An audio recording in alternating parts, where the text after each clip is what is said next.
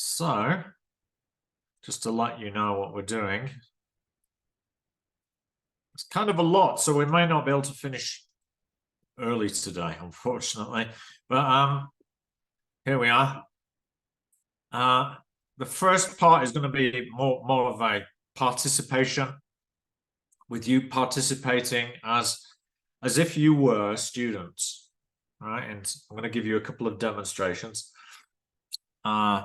One related to guided discovery, the next related to text-based approach to lesson planning. After the break, we'll continue with using a course book and assessing learners. We're a bit more theoretical. Okay. So, yes, question for you. Write the question on the board. Question is,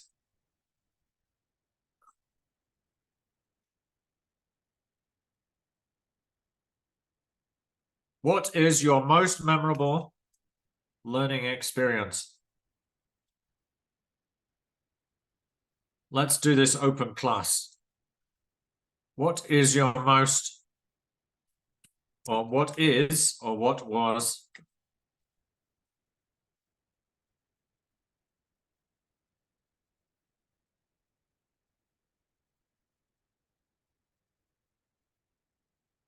just think about it for a second before answering. Most memorable learning experience. Would anyone like to share? It could be learning anything. It could be learning science, maths, language. Think back into your past.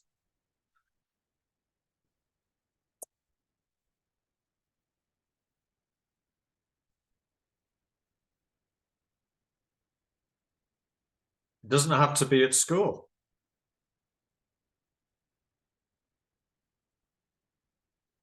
Could be something you learned on your own. Second question, what would have made it more memorable?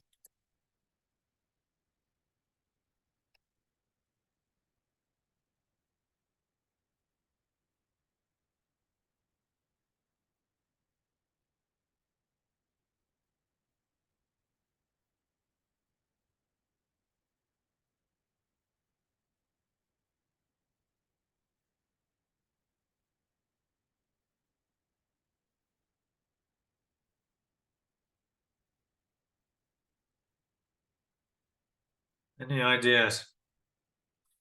What was your most memorable, or what is or was your most memorable learning experience?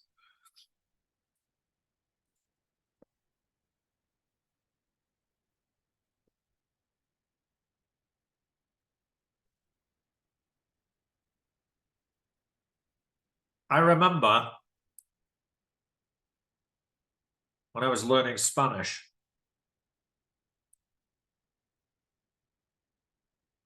my Spanish teacher taught me the song by Jarabe de Palo called La Flaca.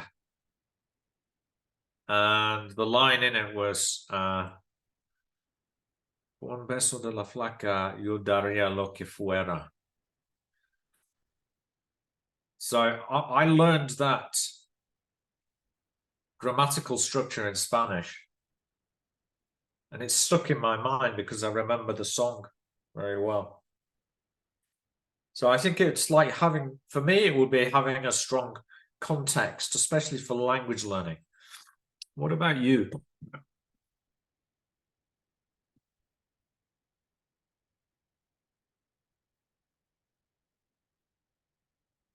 Anyway. In my case, go on, go ahead. Okay, in my case, I remember one of my teachers. It was a professor in the bachelor's, and I remember how he teach the statistics so easy. So that's why I start feeling like I can do it, you know, Like I feel as when I start, I'm feeling that it's so difficult for me. I'm not going to do it. And when he start teaching, I start feeling like it's more easy than I thought. You know. What So was that's the why. secret? What was the trick? Maybe the passion that he had for the teaching, it Uh-huh. was one of the secret. Oh, interesting. Yeah. Good. Okay. Well, I'm going to.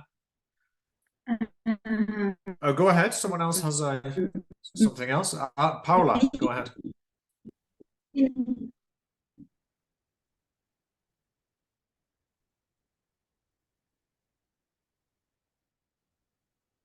Can't hear you, Paula. Are you having problems with your internet today?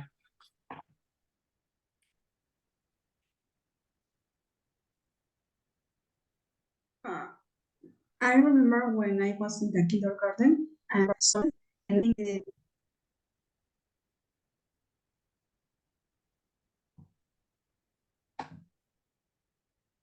I got the part about the kindergarten, but then we lost you.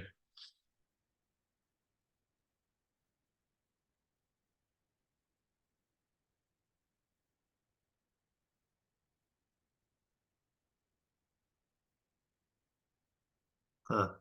Sounds like you're having some problems with your audio.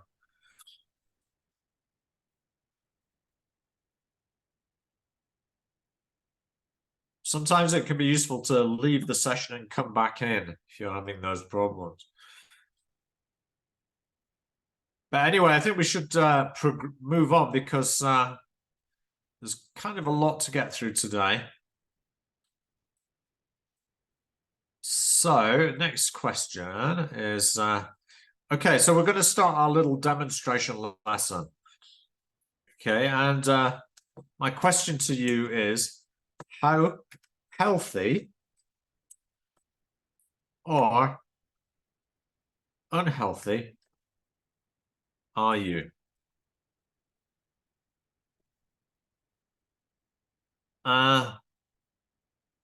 So we're going to put some ideas on the board here. For me, I think my healthiest thing is cycling to work and doing yoga. But probably my least healthiest thing is like on snacks at night. Maybe stop me from sleeping, right? Snacks in the evening. So, what about you? Do you have anybody, do you have any healthy or unhealthy things that you do? What about you, Sarai? We're not heard from you today.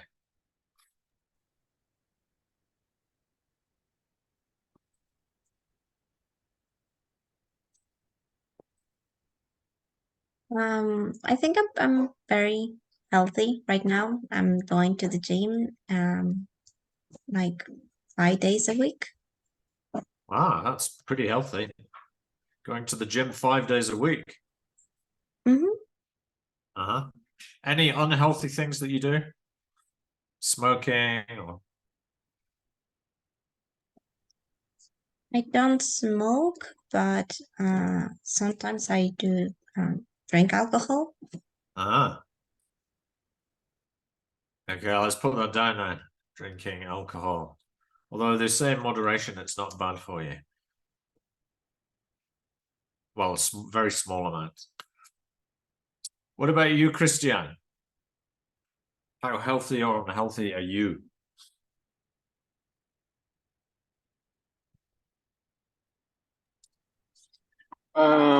I consider like I am very healthy. Why? I go to the gym 6 days a week from Monday to Saturday. Wow, And it's impressive. Actually, I go with a nutritionist.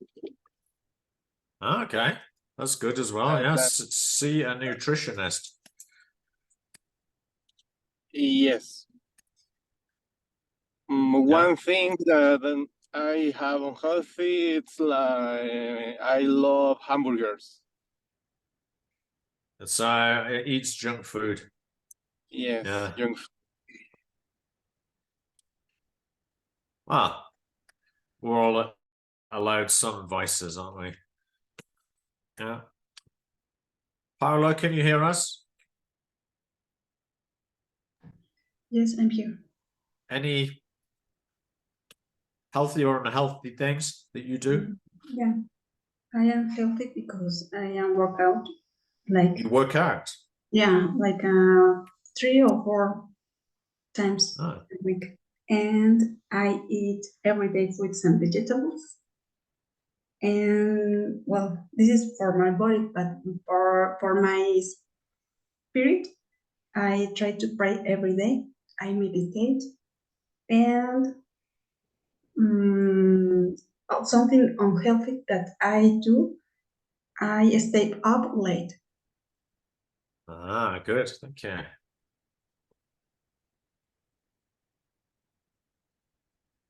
Okay, now we're going to read about Paula.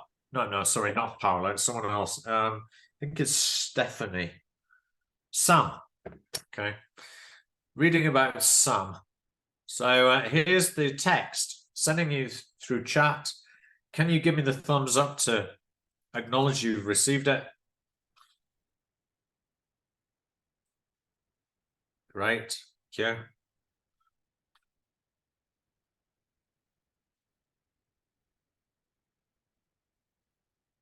Okay, so I'd like you to read about Sam's habits. Do you think she's a healthy person? Yes or no?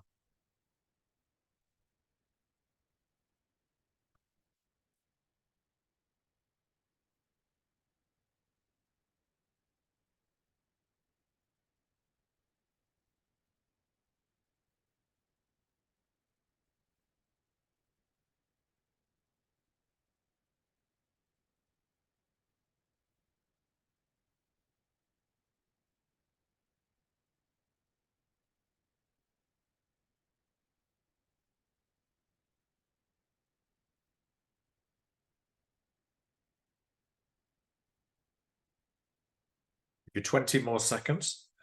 Just answer that simple question. Do you think she's a healthy person?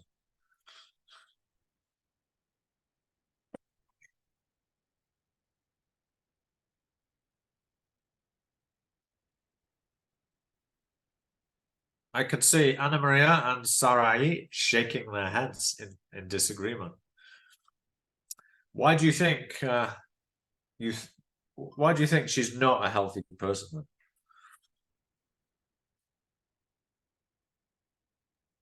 Because, for example, he just take for food just the one that he saw in the fridge, or he drinks coffee or Coke. He don't drink water. Just he don't have time for exercise because of that.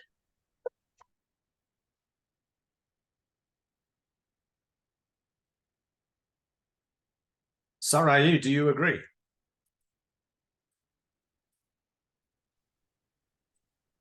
Yes, she skip the most important foods and doesn't even have like in exactly the same time the foods, only when she can grab something, and doesn't rest because she works a lot. All right, good. All right, so Christian, does she, let's go back to our list. Does she cycle to work? Does Sam cycle to work? No, right? So let's put X. Does he do yoga? No. No. Does he go to the gym?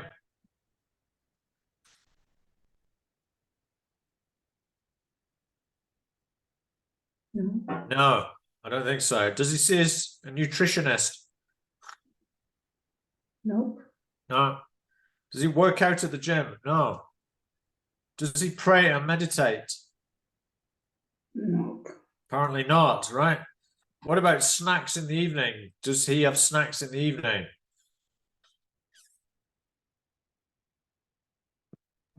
Yes, she takes coffee. Well, yes.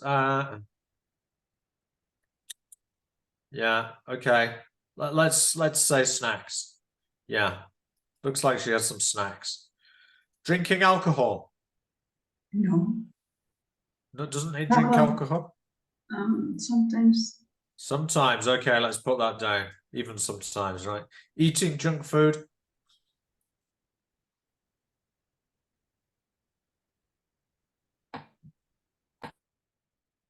Doesn't really mention junk food, so let's leave that. Fruit and veg. Tries to eat fruit and veg, right? Fruit and whole grain cereals. So let's put that as like the one healthy thing that Sam does is eat some fruit, vegetables. Stay up late.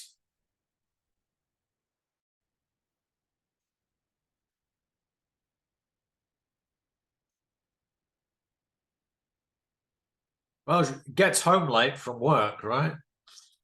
After a 12-hour day. So let's put that as a tick, yeah.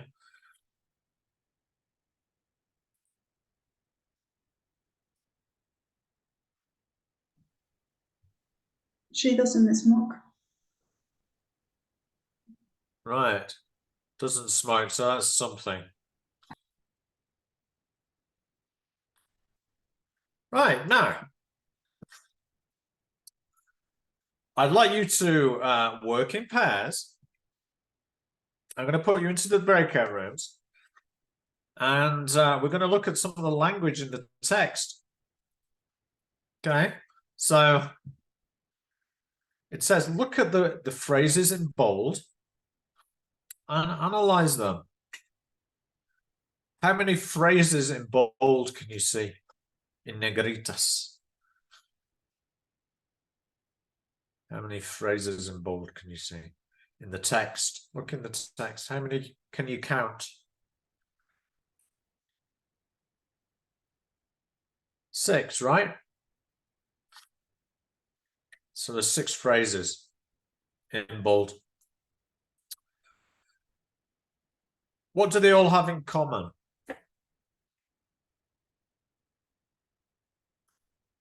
These phrases in bold. The time that you are doing something.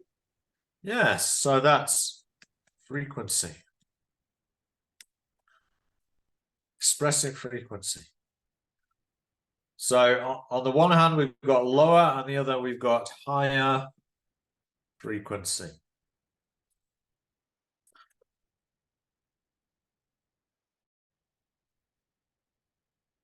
Okay, so I want you to, you're going to work together. So Paula and Anna Maria, you're going to work together, and Christine and Sarai.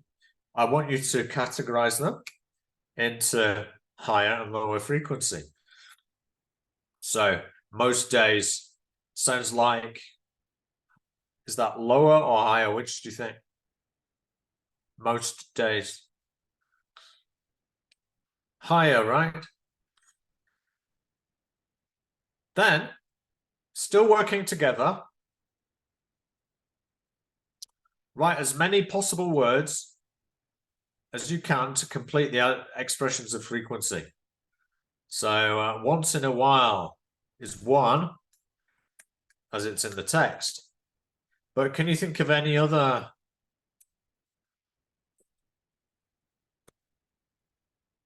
expressions with once in a? Once in a. Shall I give you one?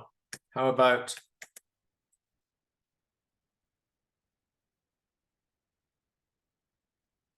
Once in a blue moon. Is that very frequent or not very frequent?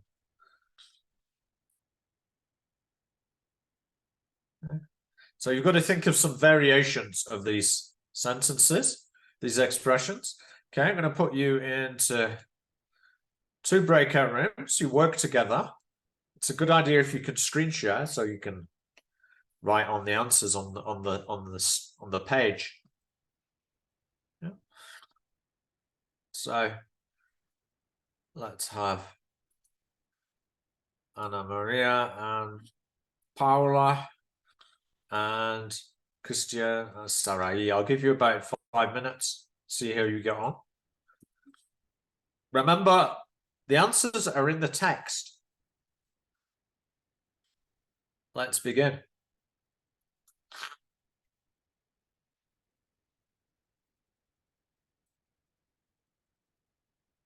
Please go into the breakout rooms.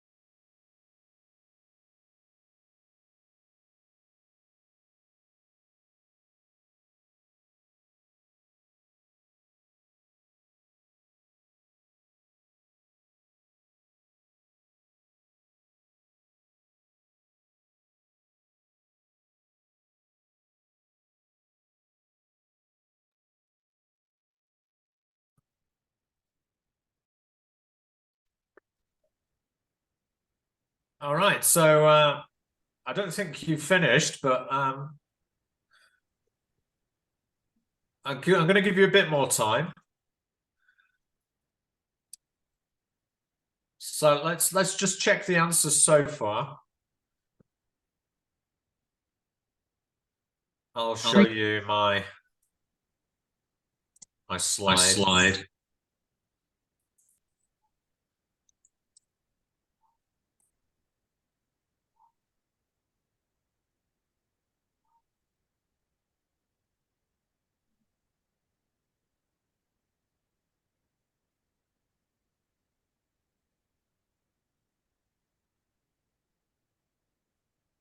Okay, so these were the answers.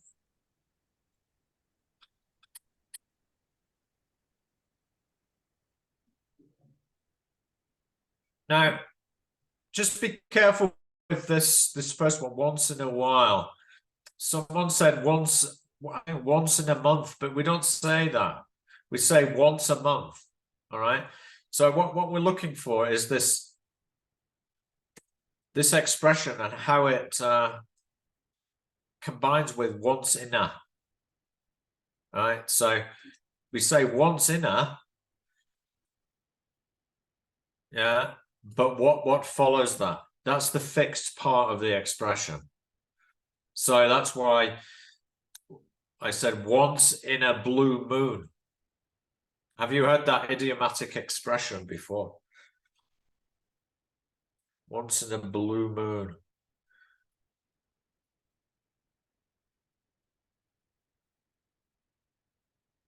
Not very frequent, right?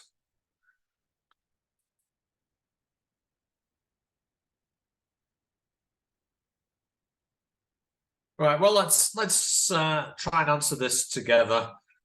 So we've got the example of once in a blue moon, but what about this one? Every now and then. Every now and then. now and then, yes.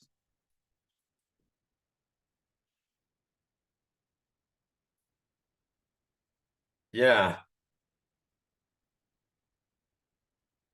Every now and then. The example given was every now and again. Yeah.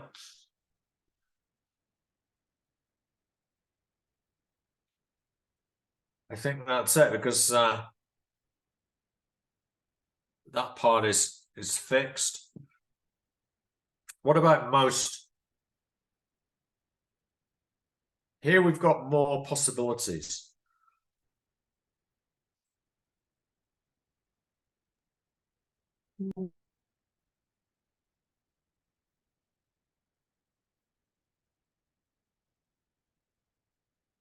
Here we can say most mornings.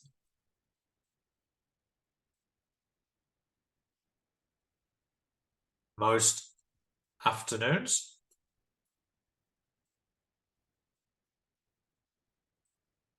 Any others?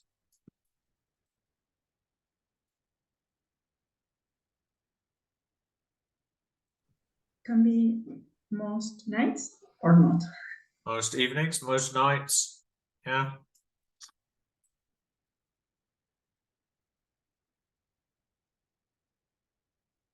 Yeah. So there's quite a lot of variability with this one. You notice that some are not very variable because they're more idiomatic. When they're more idiomatic, these expressions, they tend to be fixed. Most of the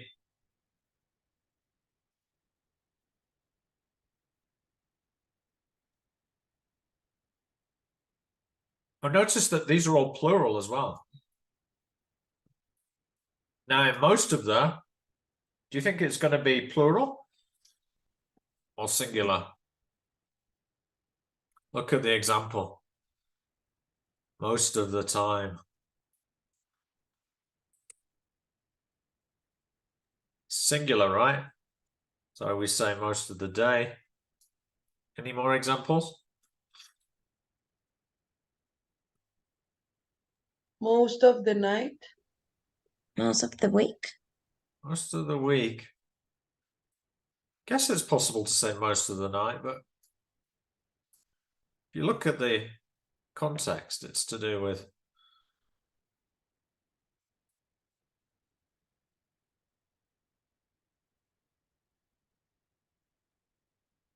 yeah. Okay, well, I guess we could say that. What about year? Most of the year. And again, that's singular. What about this one? Every.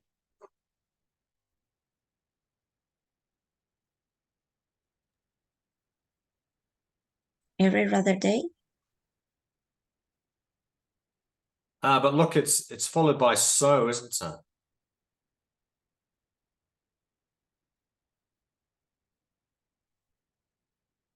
So we should have so here. Every so.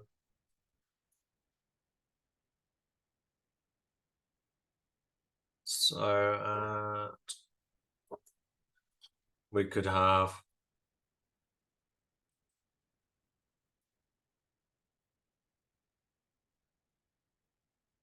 so many days.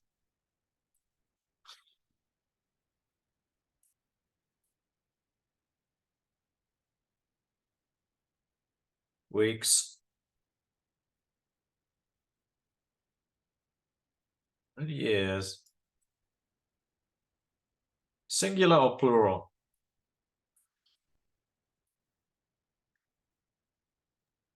Plural. Plural, yeah. Okay, now.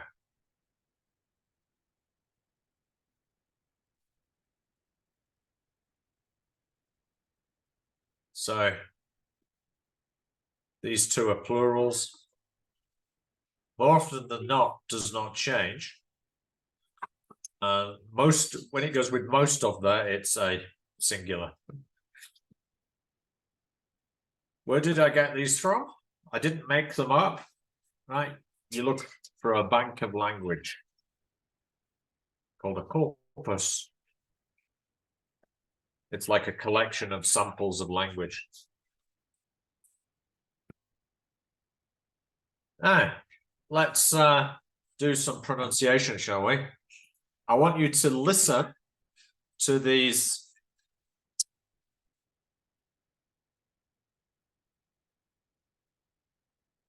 sentences, and I'd like you to put the stress mark on the words that are emphasized. Okay? Words that get more strength when we say them, right?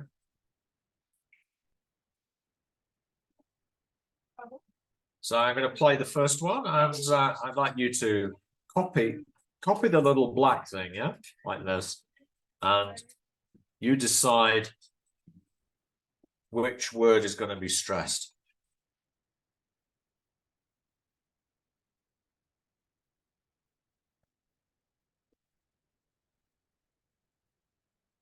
Yeah.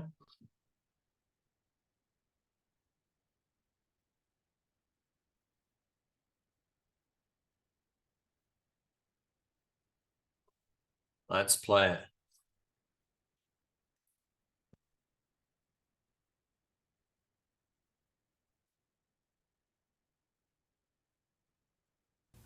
Every now and again, I feel tired by midday. More often than not, I'll just have a sandwich. I do have the occasional drink once in a while. I'll play it once again. Every now and again, I feel tired by midday. More often than not, I'll just have a sandwich. I do have the occasional drink once in a while. Okay, so you decide which words get stress.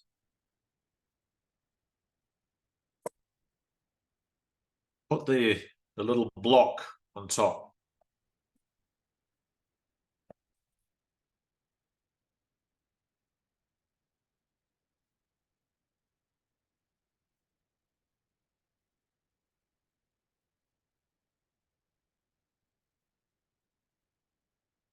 Let's listen again and see if you can note were there any words that connect, link together.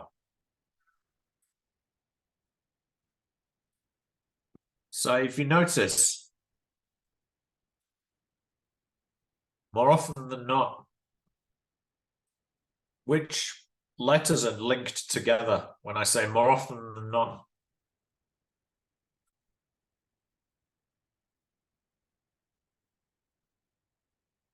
Does it sound like two words are combining together more often than not?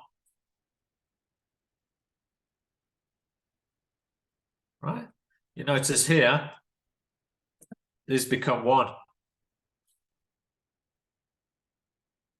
So let's listen together, and I want you to draw the line where the words are linked together, okay?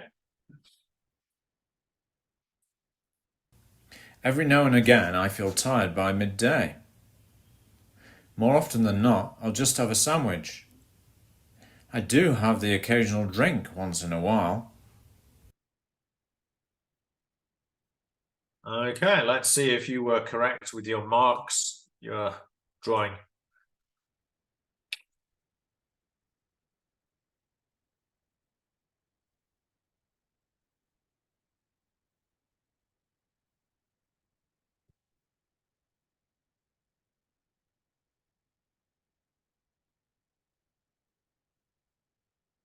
Well, you're right.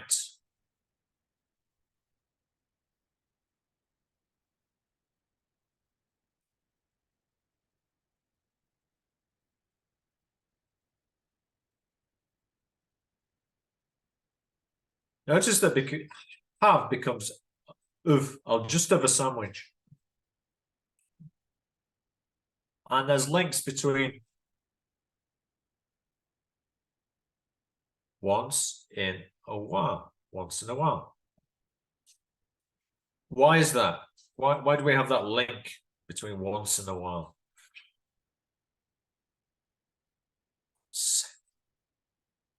Notice we have a consonant sound and a vowel sound. That's when we get the linking. Once in a while. So it's a s, once in a while.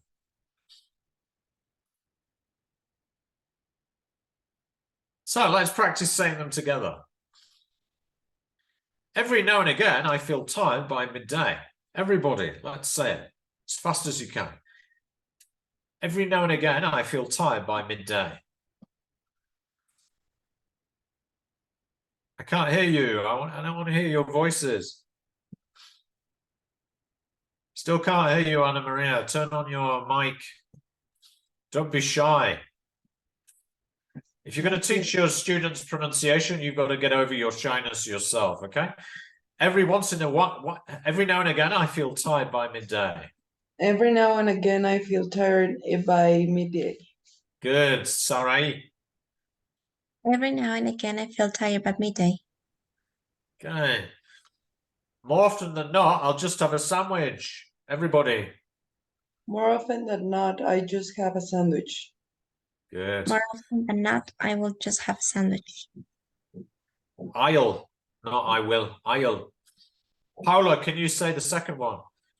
More often than not, I'll just have a sandwich. Good.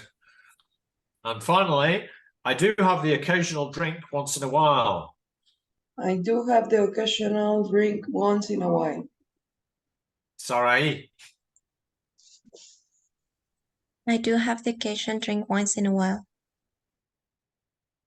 Occasional. Paula. I do have the occasional drink once in a while. Once in a while. Good. Okay, so some questions then.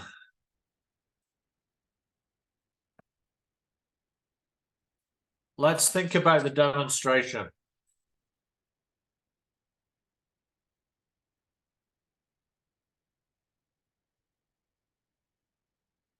So, question for you guys.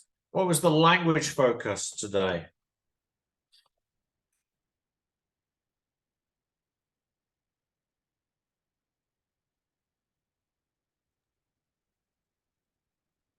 You can type your answer in the chat. What was the language focus today in this lesson?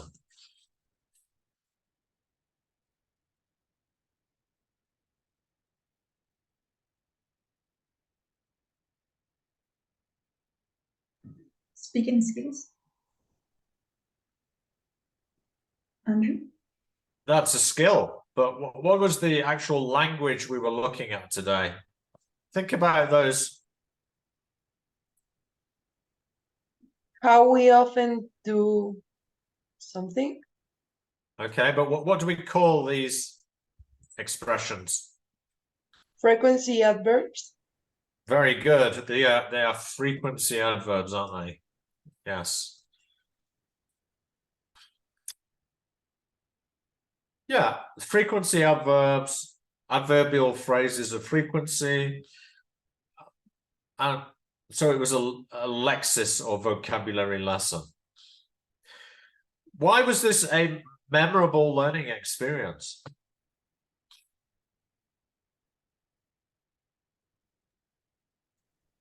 Because we're related to our own lives with the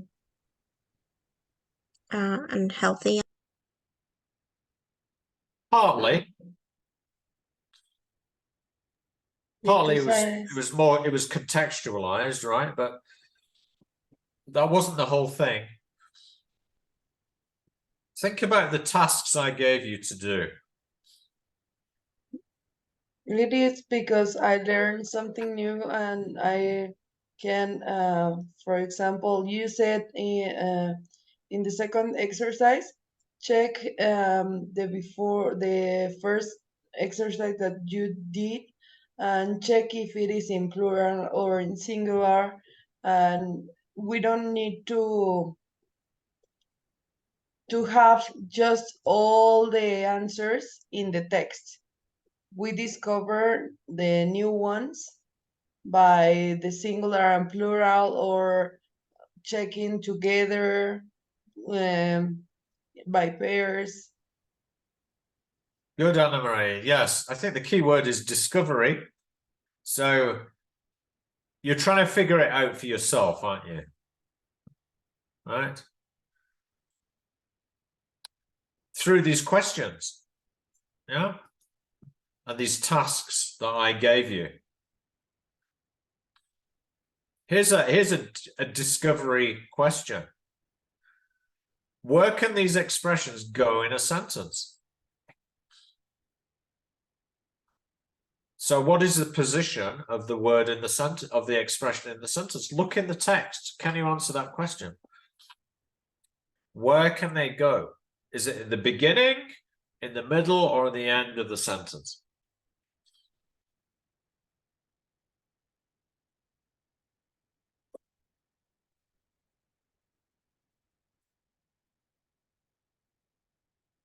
Look in the text if you're not sure to try and answer that question.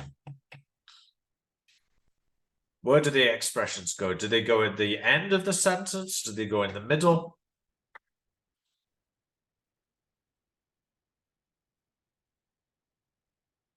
Or at the beginning? What do you notice? Come on, guys. Imagine you're a teacher, you're getting your students to answer these questions. Sometimes. Do they always go at the beginning of the sentence? No. At the end. They also go at the end, don't they? Why do you think they sometimes go at the beginning?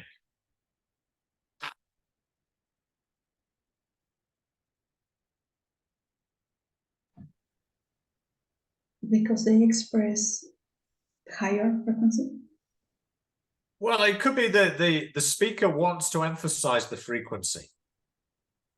Yeah, that's what they want to emphasize. That's what the speaker emphasizes. Yeah, so there is flexibility, isn't there? Right? You can have them in the middle, but you can also have them at the end as well. So it all depends what the speaker wants to emphasize, right? But the idea is that you as the student, you try and figure that out yourself. right? That's what the teacher wants you to do.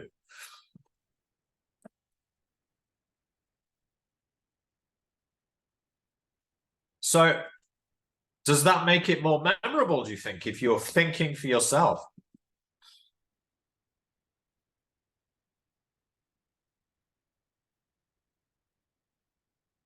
Or if it's the teacher just telling you, do you remember it then?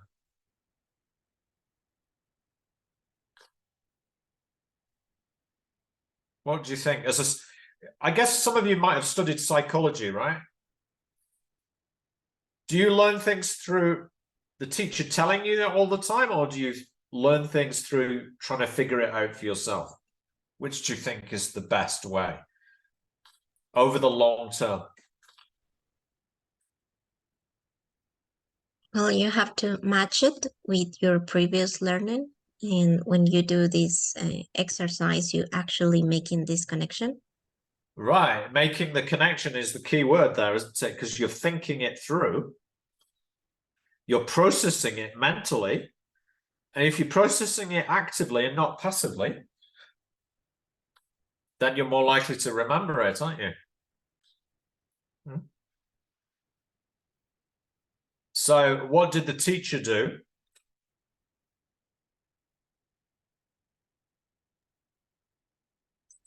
Guide. I guide you, yes. I help you along. And what do you think would follow this lesson? This sequence that I did today?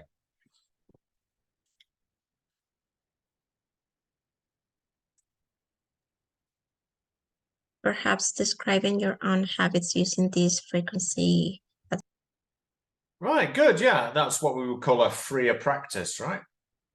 But there could also be controlled practice with maybe some sentences with gaps in them, and you have to put the frequency adverbs into the gaps. Right? So, just to summarize, adverbial phrases of frequency was the language focus. It was also vocabulary or lexis. You did the discovering yourselves. Number 3, I set the tasks and helped you along. In the language clarification, I highlighted some semi-fixed structures. That some are fixed and one is an idiom. I asked form checking questions. I also used visual clues on the board, like for the pronunciation.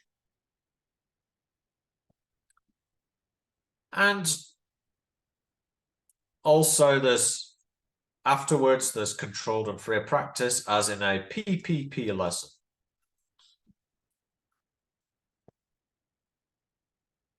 Okay, so just a quick summary of guided discovery.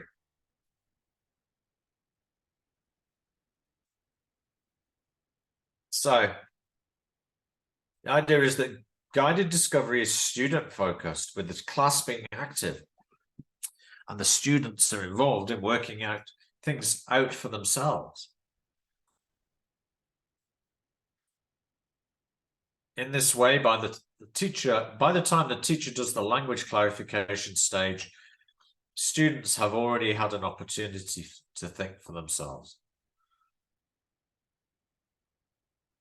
Whether the student is right or wrong at this stage is of low importance, as there's 2 stages: students thinking and the teacher clarifying are the key points.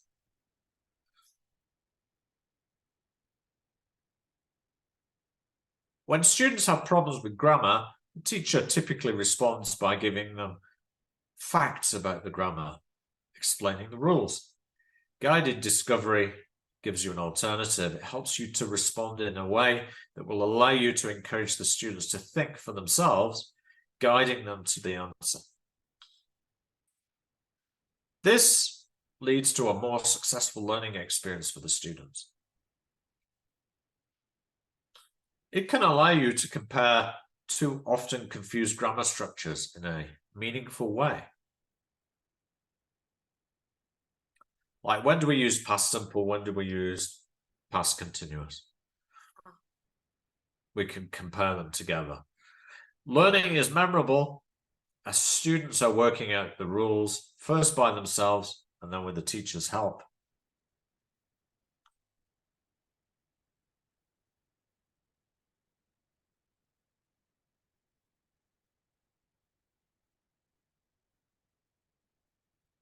Okay.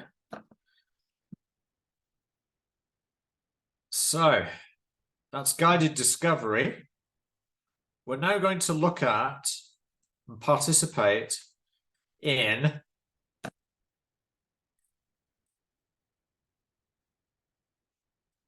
another type of lesson.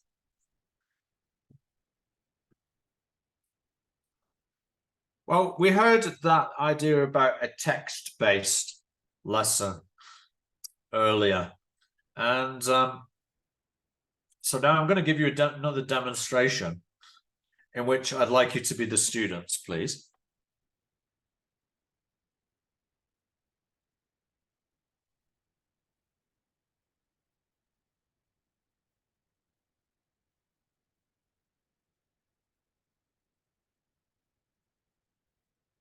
And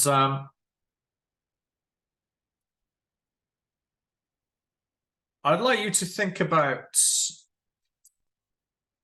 when you were at school learning English,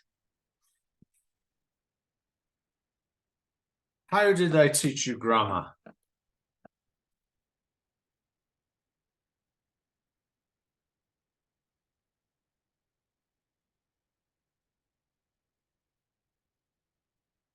What do you think makes a good grammar lesson?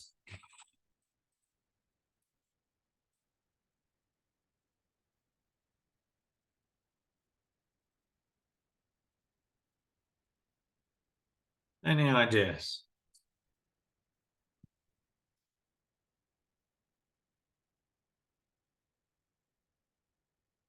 Were your grammar lessons kind of boring at school?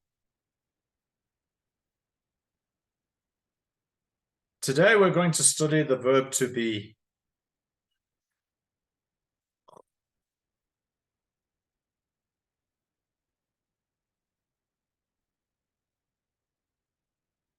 Or were your grammar lessons surprisingly interesting? You tell me.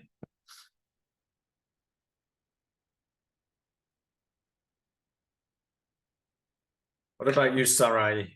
What were your grammar lessons like at school? Pretty boring. That's why I'm not pretty good in grammar, but I do my try to.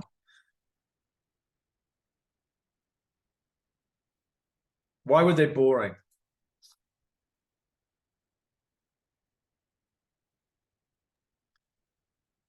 Just writing the rules in the board and just like repeat and repeat and repeat.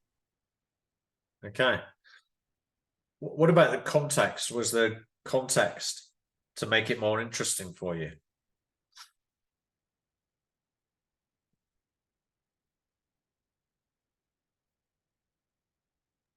Or did they try and give you a context, the teachers? I can barely remember the lesson that memorable was.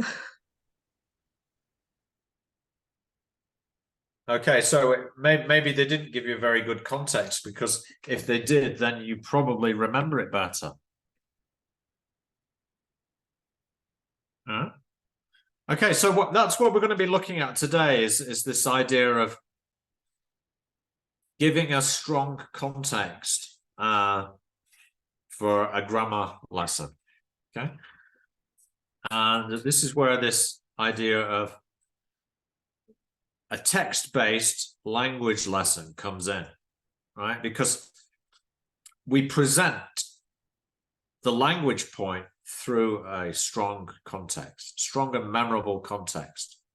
Okay, so let's see if this works for you. Okay, so I'd like you to play the role of the learners. This is a more advanced language lesson, but I think you can deal with it because you have very good English all of you. I'm going to be the teacher again.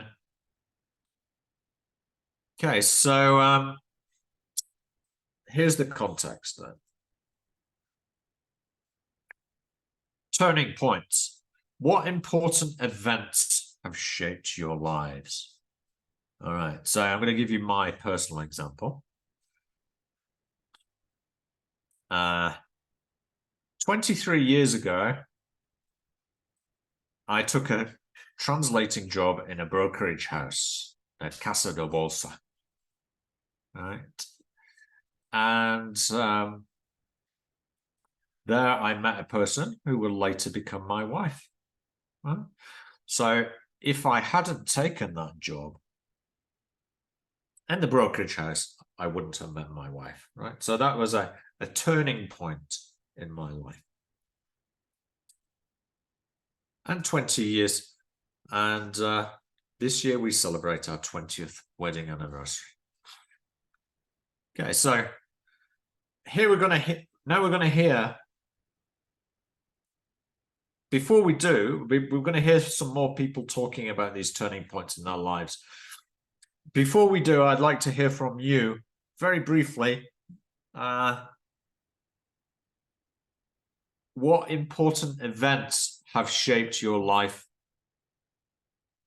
Can you give me an example?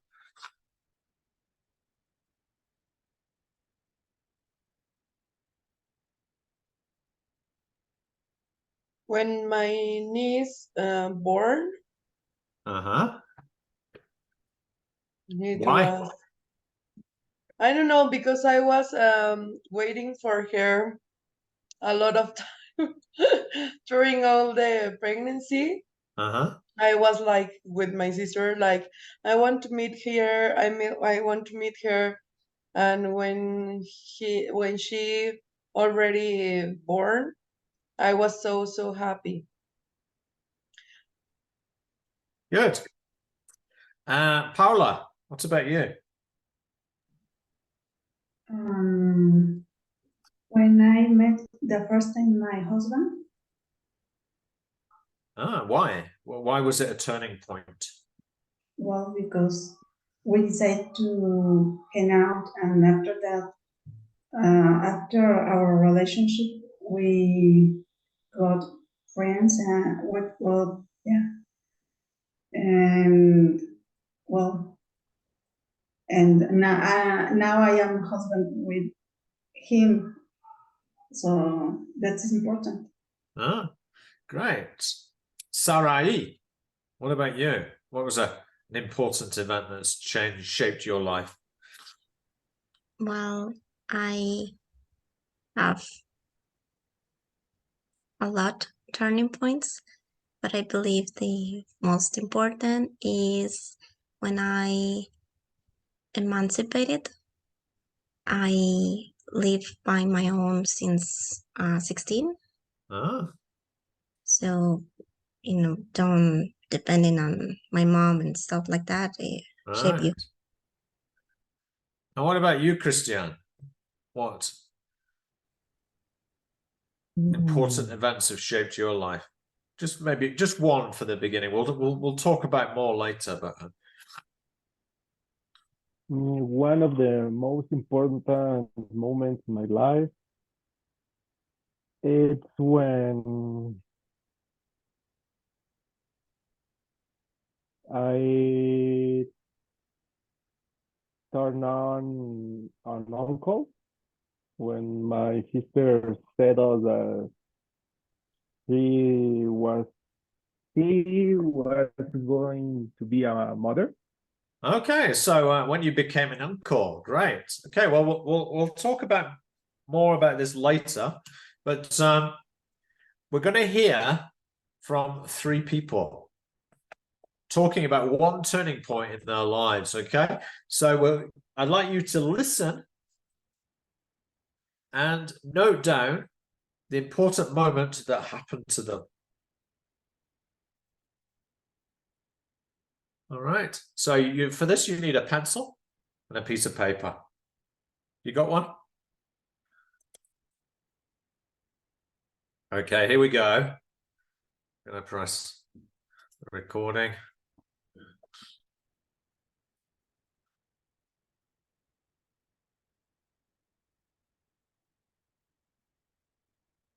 Track 31. Carol. The most important moment in my life was, the day I met Owen. An old friend was having a party, but the weather was so bad that I nearly didn't bother going. Just think, if I'd stayed at home, I wouldn't have met my husband. Anyway, my friend introduced me to Owen and we got on really well. He was only in London for a few days. He's American, you see. And he was supposed to fly back to Boston the following day. But the next morning, Owen called me to say that Heathrow Airport was closed because of ice and snow. He'd have flown home that day if the weather hadn't been so bad. Anyway, he invited me out for lunch and we got to know each other a bit better. He flew home the next day, but by that time we were already madly in love. We got married 2 years later, and the rest, as they say, is history. Anthony. For me, probably the biggest turning point in my life was when I lost my job. I was working for an advertising agency, but they got into financial trouble and had to get rid of some people, including me. I got quite depressed at first, but I was getting fed up with working for a big agency anyway, so I decided to start my own online design company. If I hadn't lost my job, I wouldn't have started my own business, but it's been really successful. I've always fancied working from home, and so I moved to the country and bought a nice little cottage. I wouldn't have left London if I'd stayed with the ad agency. I don't get as much money as I used to, but I'm much happier than I was then. Michelle. Well, for me, it's probably the day I won my first race. When I was a kid, I used to get into trouble a lot at school, and the only thing I enjoyed was running, which I was always quite good at. Then, one day, my dad took me to the local athletics club. When we got there, I found out that he'd entered me for the 400 metres. I was really nervous, but I won by over 2 seconds. That was the turning point for me. If I hadn't won that race, I'd never have become a serious athlete. I started training really hard, and 3 years later, I managed to get into the British youth athletics team. I've got better as I've got older, and now I want to compete in the next Olympics. So yeah, running's changed my life. If I hadn't started doing this, I'd have got into a lot more trouble. I'm sure of that.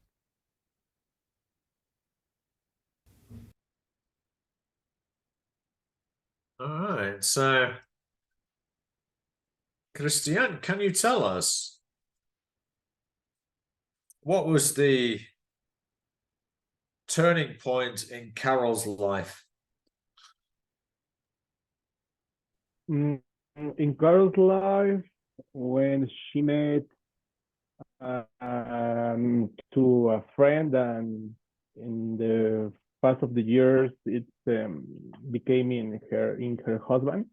Right, yeah, so it was the moment she met her husband. Good.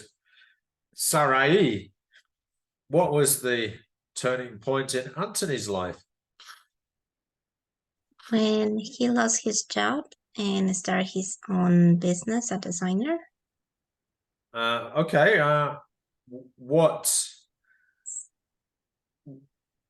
Where did he lose his job? In what was he working? Do you remember? Advertising, I believe. Advertising agency, yes, good. And Paula, what happened to Michelle?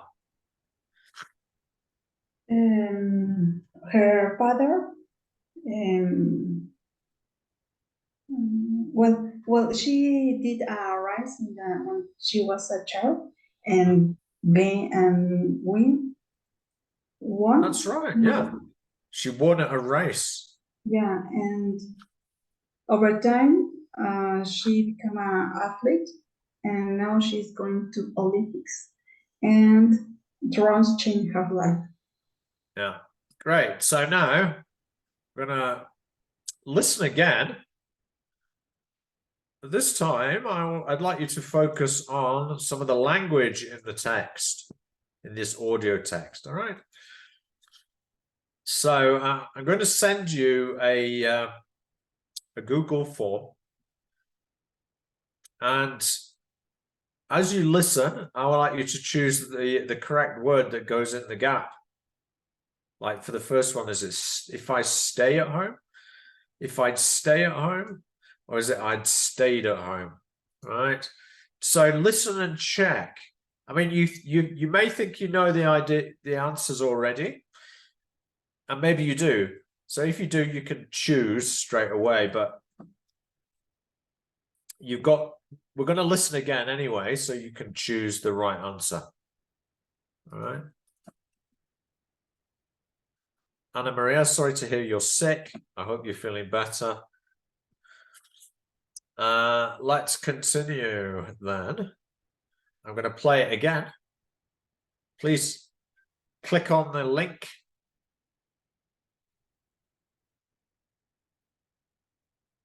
All right, give me the thumbs up to confirm you have it.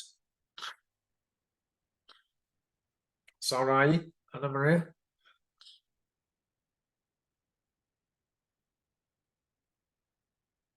Can you confirm that you have the link? All right. When we finish the audio, I'll ask you to press submit and we'll check the answers. All right, so here we go.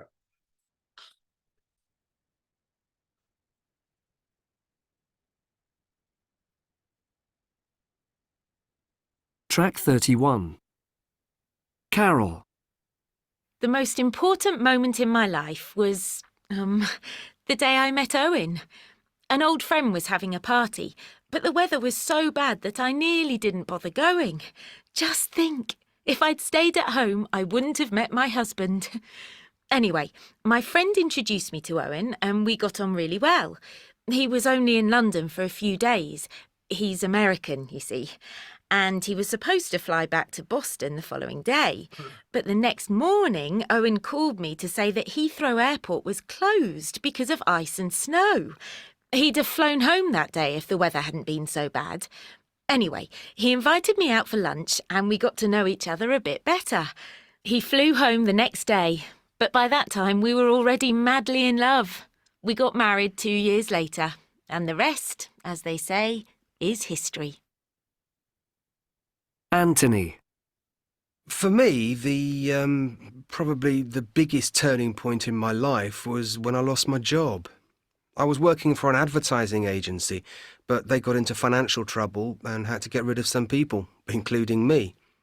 I got quite depressed at first, but I was getting fed up with working for a big agency anyway, so I decided to start my own online design company.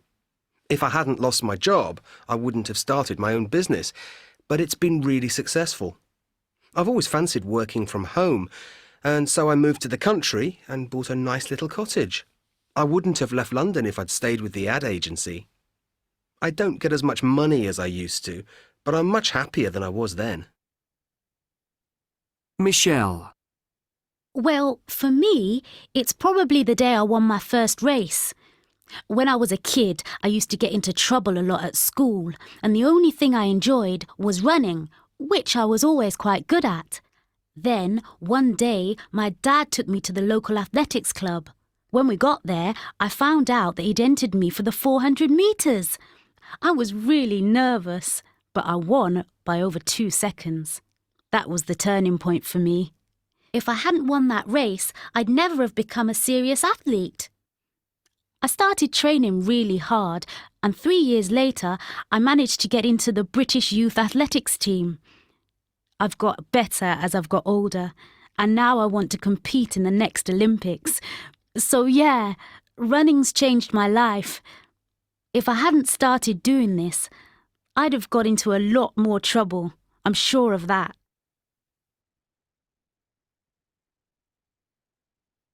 Okay, so I'd like you to please make your choice and press submit. There's a purple button down at the bottom.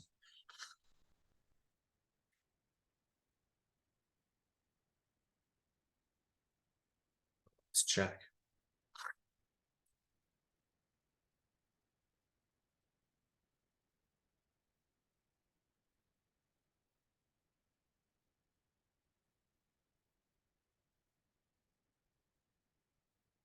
Okay, yes, so that's correct. Yeah, it needs to be flown. Yeah. That's what we call past participle. More on that later. Wouldn't have is correct.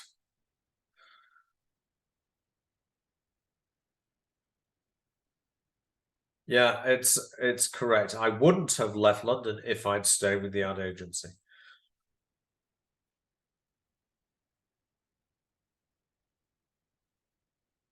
Yeah, if I hadn't won that race, I'd never become a serious athlete. So the red one is correct. If I hadn't started doing this, I'd have got, yeah. So it needs to be have got. Yeah. Good job. Mostly right. So now we're going to look at the meaning, form, and pronunciation of this. So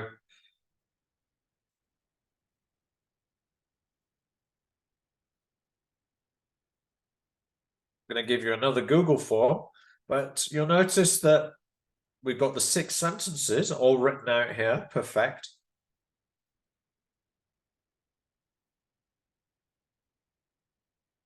There's just a slight mistake in F. It should be if I hadn't started doing this. Yeah. So here are some guided discovery questions for you. What is the time reference? Do the sentences talk about the past or the present? Do they talk about something that is real or imaginary? Can the events be changed? Yes or no? You choose. All right? When do we use the past perfect? Is it in the if clause or the main clause?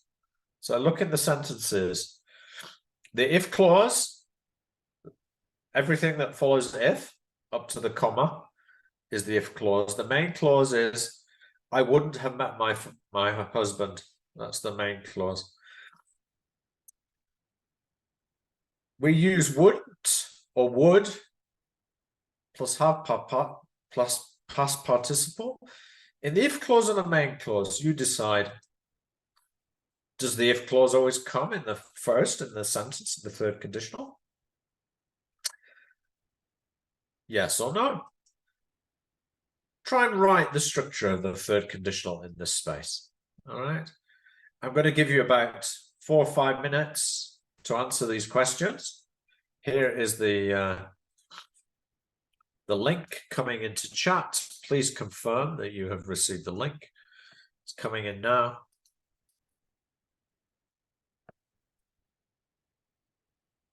Give me the thumbs up to confirm you received it. Sarai? Paula? Yeah, okay. 5 minutes.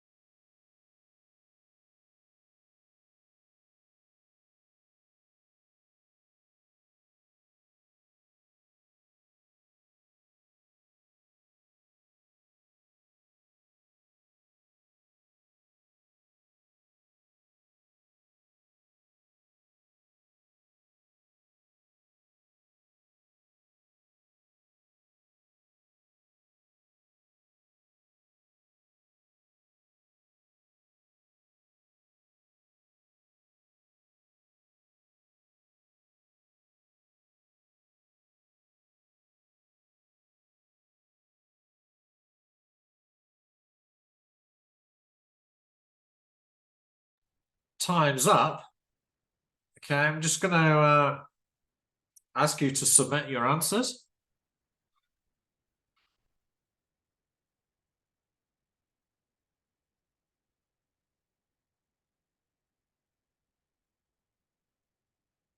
Right, okay, I'm just going to ask you to go into breakout rooms for a couple of minutes and compare your answers together.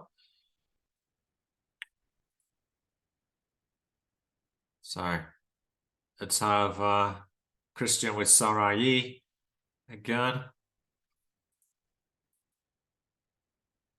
Just a couple of minutes to discuss your answers together. Quickly.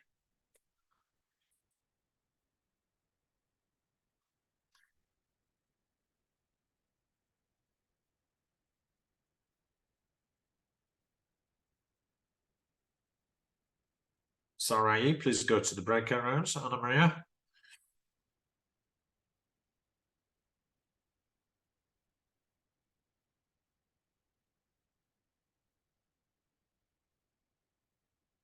Please go to the breakout room.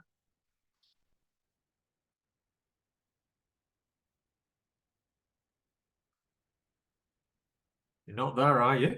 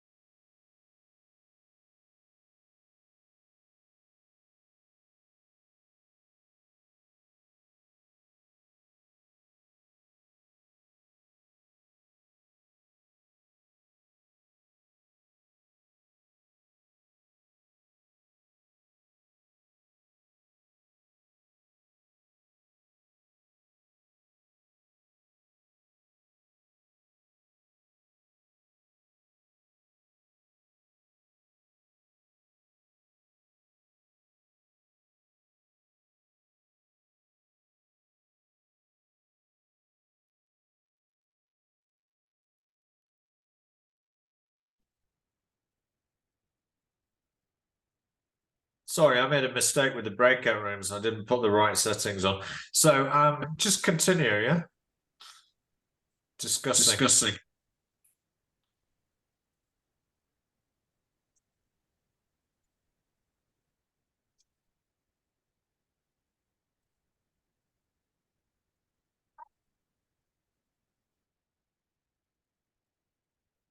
I think we're on B.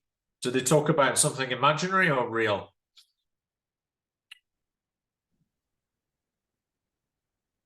Imaginary. Can the events be changed?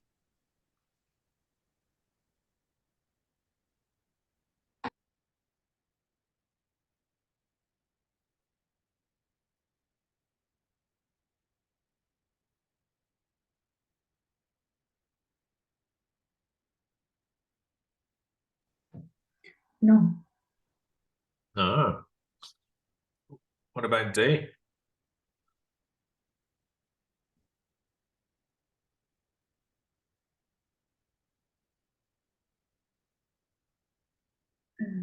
One. The answer is number one. Yeah. So E must be?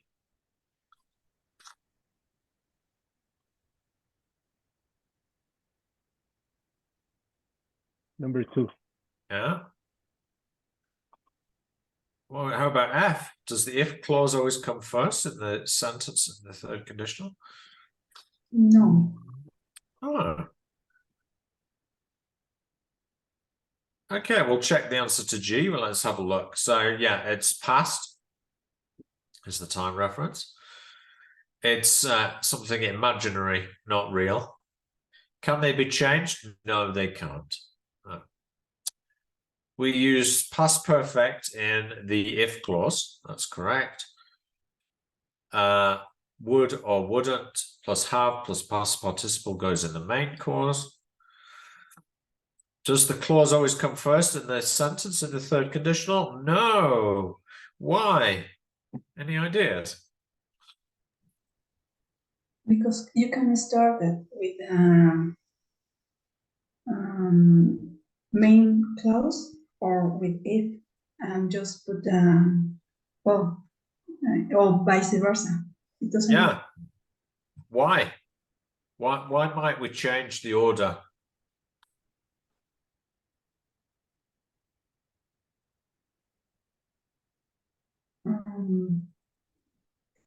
Is regarding with the punctuation? Well, it just depends on the emphasis the speaker wants to make, right? Okay. That's all it does. It mean that's the only difference is the emphasis. Does the if it goes first, if the if clause goes first, what divides the two clauses? If the if clause goes first, what did it divide the two clauses? Let's have a look at the sentence. Yeah, the comma. The comma, yeah, that's right, the comma in that case.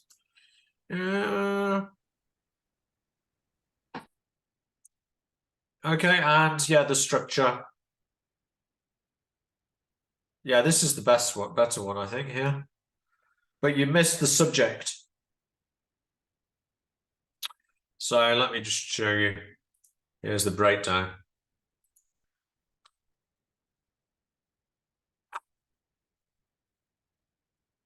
Here are the answers.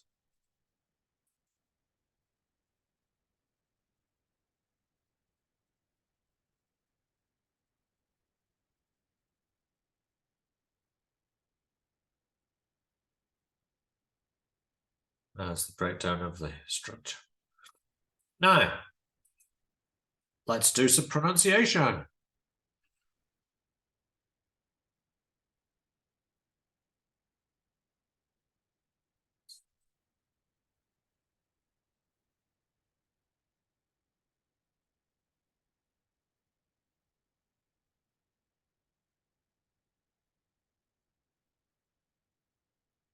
Sentences taken from the audio. How do we pronounce have and the contractions? Yeah. So here are the contractions: I'd and wouldn't and have. So we're focusing on those three words, okay? And you've got to choose whether it's I'd, wouldn't, or of, or aid, wouldn't, or have.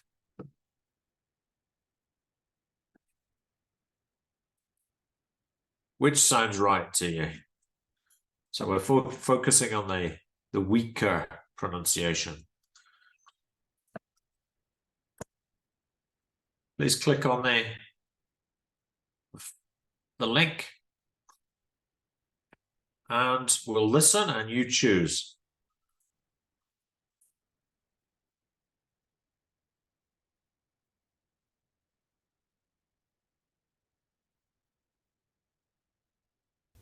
If I'd have stayed at home, I wouldn't have met my husband.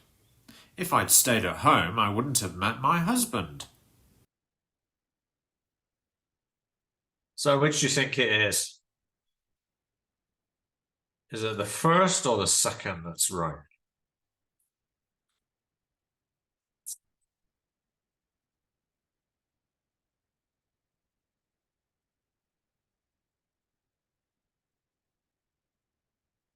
Any ideas? Which do you prefer? The first. The first? The first, yeah, that's more because the have is not have, it's of. It's not wouldn't, but wouldn't. And I'd. Yeah. Now let's listen again. And you've got to choose which is the best stress pattern.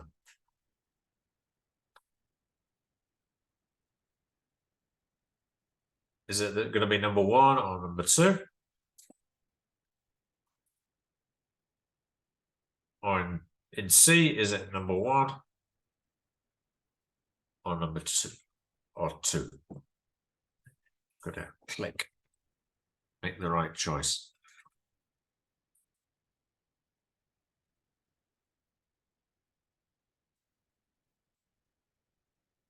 If I lost my job, I wouldn't have started my own business.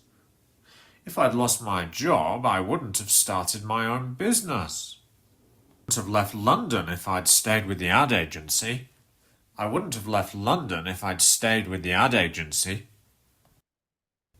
If I'd have stayed at home.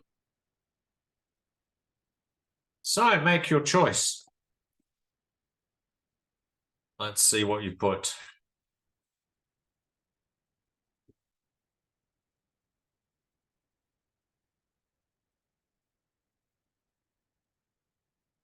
Please just have a guess. Press submit. Let's have a listen.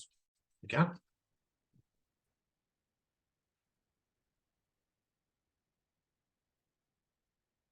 So most of us said sentence 1.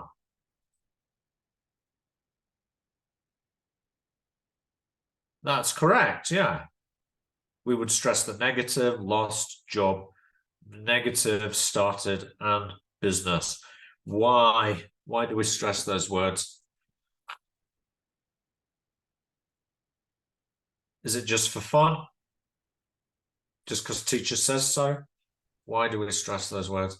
Because it's information more important. Yeah, you got it, Paola. It's the important information words. Let's check the second one. Most people said sentence 2. And that's correct, yeah. Wouldn't left London. Yeah, the city is important now, isn't it? As is leaving, stayed, and ad agency. For the same reason, they're the content words. All right, let's practice saying them together. Number 1, so B, number 1, let's all say it together. If I hadn't lost my job, I wouldn't have started my own business. Everybody. I want to hear you. All together. I haven't lost my job. I wouldn't have started my own business. Todos. I haven't lost my job. I want to have started my own business. Nice, good job. Christian, C2, please. I wouldn't have left London if I stayed with the ad agency. Good. Paula, number 2. I wouldn't have left London if I just stayed with an agency.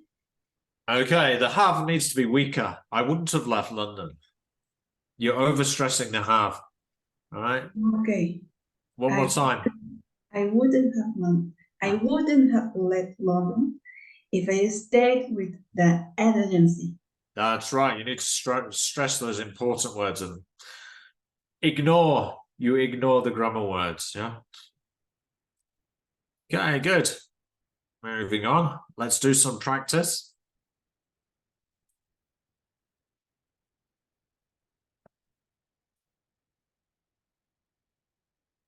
Please click on this link.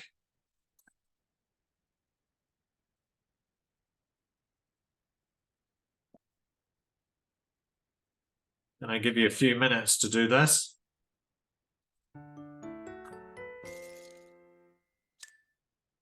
It's quite easy.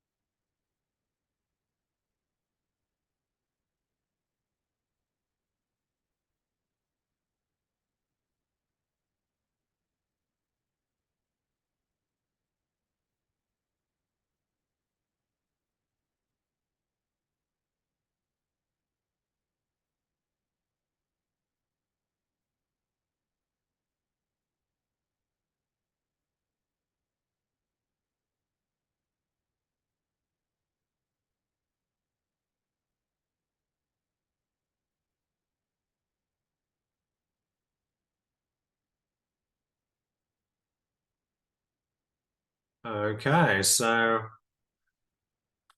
can anyone help me with number 3?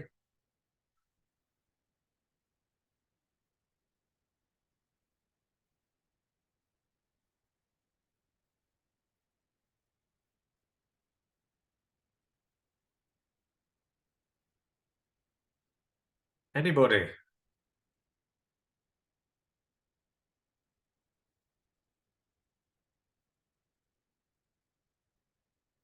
The one on the screen here. Can someone help me with that?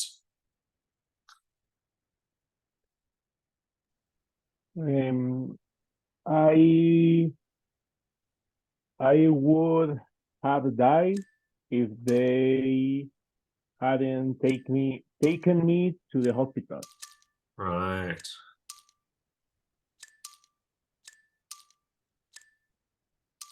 Job.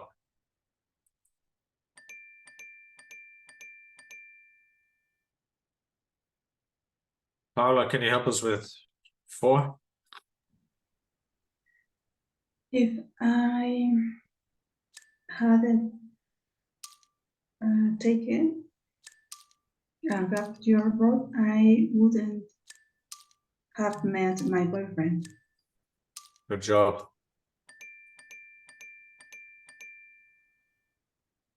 Sarai.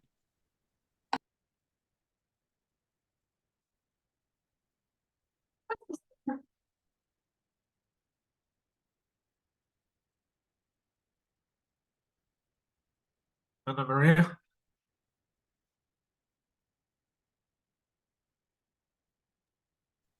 If she had stayed in her hometown, she couldn't have become a famous chef.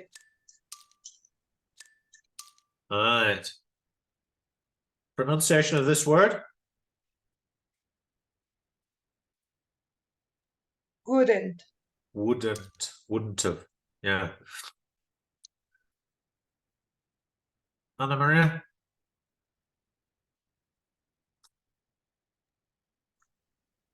We have been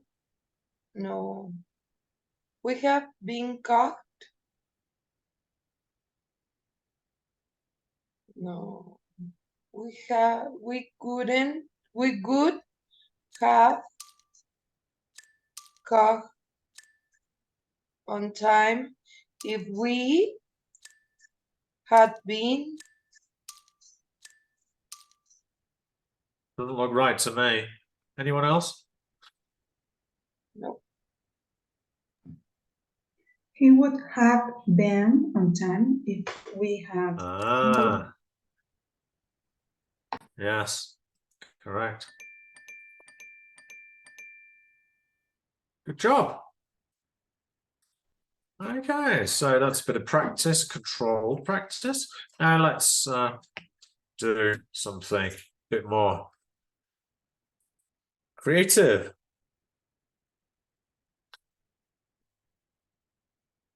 Okay. So we're going to talk about 3 turning points in your life. You can use these ideas. So people you've met, places you've visited or lived in, and situations of work or study. All right. So people you've met. My example, I wouldn't have met my wife if I hadn't taken that translating job in the brokerage house. Places I've visited or lived in. If I hadn't met my wife, I wouldn't have stayed in Mexico City. I would have returned to the United Kingdom. Situations of work or study. If I had returned to the United Kingdom, I'd be working in the field of financial journalism rather than an English teacher, probably, or be unemployed, probably. Right. All right. So I'd like you to go to your slide. All right. So Anna Maria, you're on slide 6. Christian on 7. Paula on 8, Sarai on 9. Okay, I'm going to give you a few minutes, no more than 2 minutes, to jot down some ideas, and then you're going to share your ideas orally. Okay. So let me give you the link. You need the link to the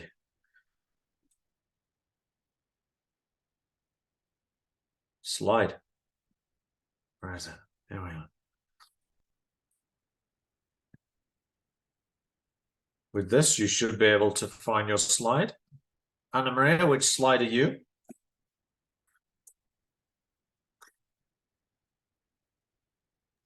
Number 6. 6. Christian, which slide are you? Number 7. Uh-huh. Paula, 8, right? Sarai, slide.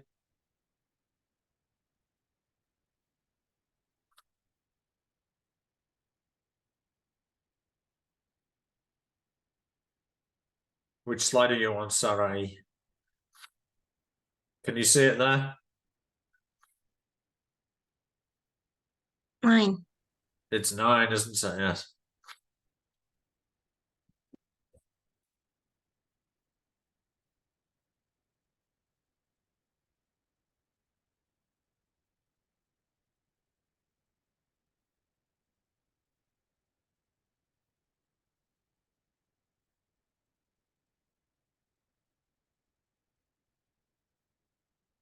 Ah, looks like Anna Maria also got a translating job in a brokerage house.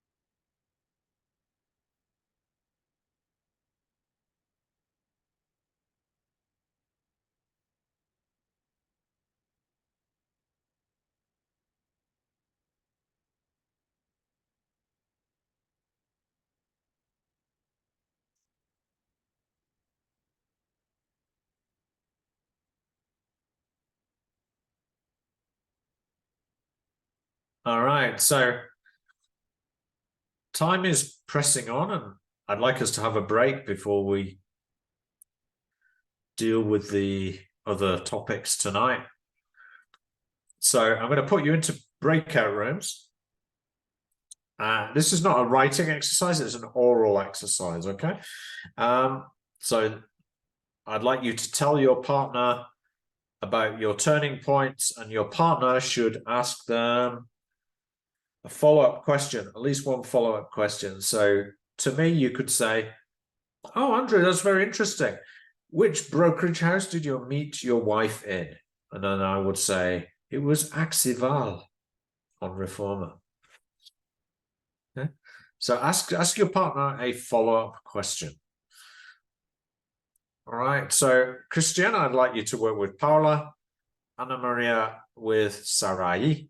I'm going to give you 5 minutes, so that's like 2 minutes each to tell each other about your turning points. All right.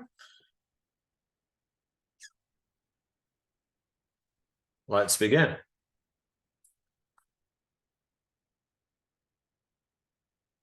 Please go to your breakout rooms.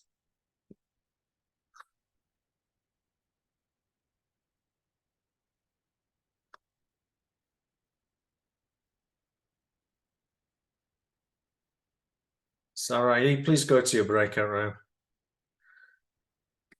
Thank you.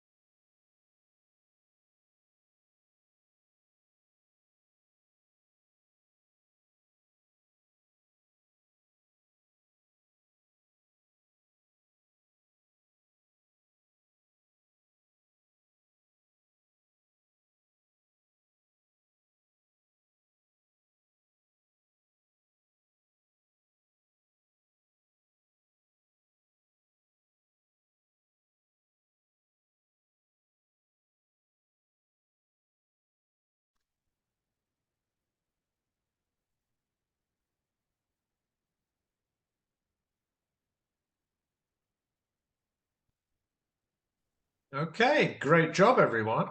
You were using the conditionals pretty well there. Yeah, let's just go over some corrections.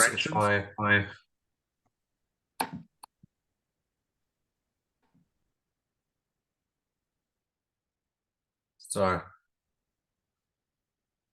Anna Maria, I wouldn't have met my best friend if I hadn't been her sister-in-law. Okay, yeah. I wouldn't have. No, this needs correcting. I wouldn't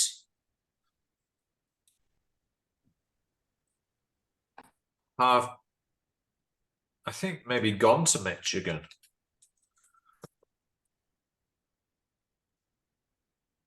If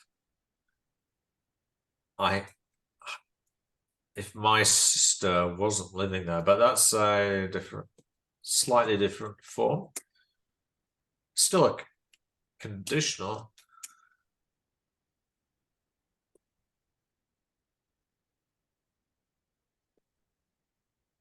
Because we need to change it to was from hasn't. Or you could say hadn't been living there.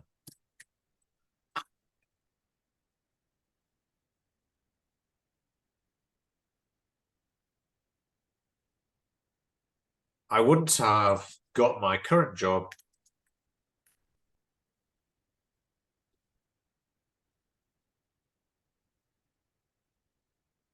if I hadn't talked to.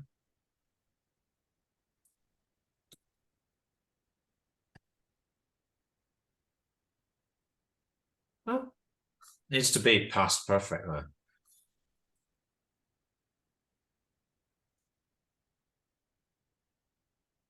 Good. That's correct, Christian, the first one.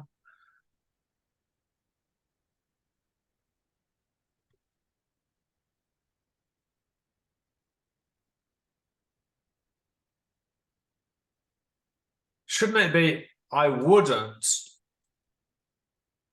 Oh. You would have lived in Sumpango, or you wouldn't have lived? Sorry? Which is correct? Is it a negative or a positive, this one? I would or I wouldn't have lived? I think it's affirmative. Because I would have lived in Sumpango all my life if yes, if I hadn't studied to be an engineer.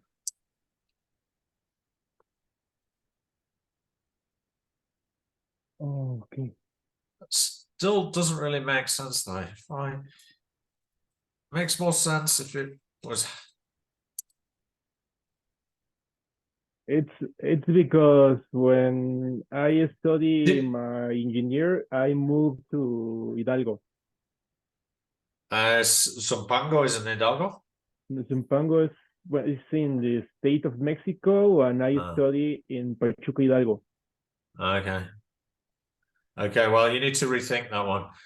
Okay. I wouldn't have worked as an English teacher if I hadn't taken English classes. Paula. It's met without to. Well, yeah, because it's part of the definition of getting married that you being a husband and a wife. I haven't traveled to Cuba. I think you need a negative there. I wouldn't have realized it is a weird country if I hadn't traveled to.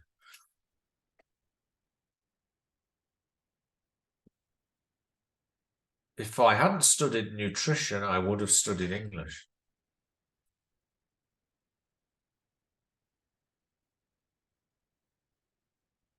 Okay. What, as a major or yeah? I hadn't met my. In speech, it's more likely to be a contraction. Speech. If I hadn't left my husband, I wouldn't have traveled to Spain. That makes sense? Good. So that's how we could correct at the end. Now, we haven't really talked about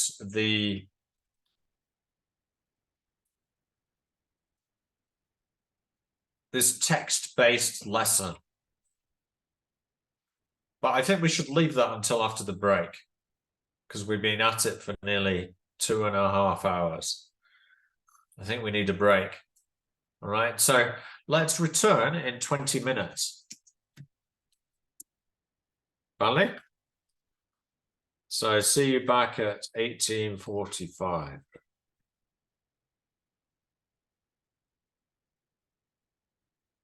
And then we'll analyze this a little bit and then we'll move on in terms of the topic.